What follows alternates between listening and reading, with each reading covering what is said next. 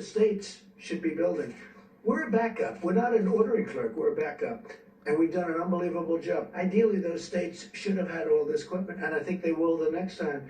You know, you heard the case where thousands of ventilators could have been had at a very inexpensive price 3 years ago.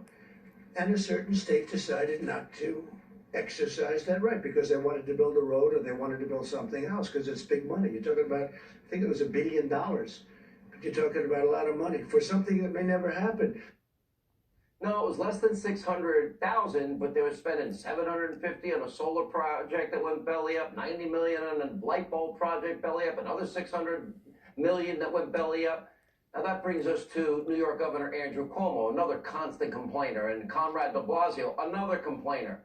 Tonight we have a comprehensive timeline detailing how New York's government failed its citizens in a spectacular fashion. Sadly, by the way, New Yorkers pay more per capita than anywhere else in America.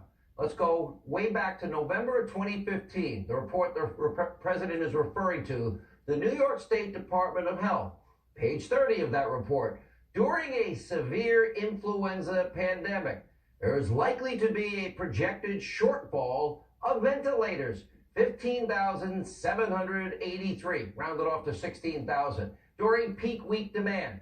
After reading this report, Cuomo, the governor, purchased 0 new ventilators. 0, not one.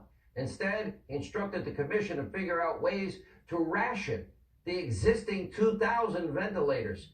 That's dereliction of duty, especially when he wasted all of these millions, hundreds and hundreds of millions of dollars on projects that all failed.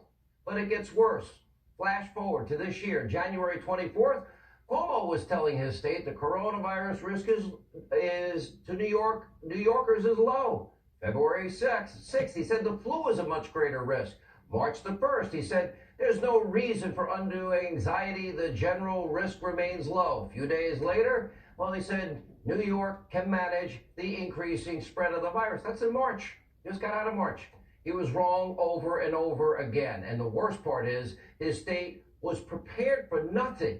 Now, number one target for terrorism, and if you have a pandemic of any kind, New York, highest concentration of people, 10 million people in the smallest geographical area.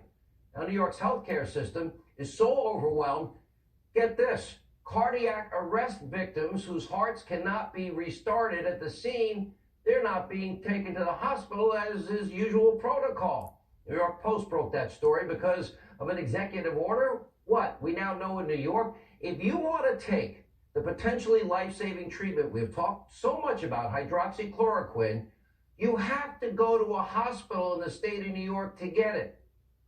That's a dumb idea.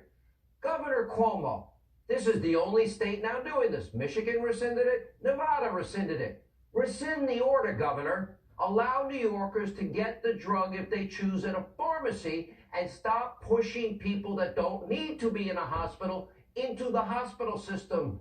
Now, without Donald Trump's help, it would have been overrun by this point.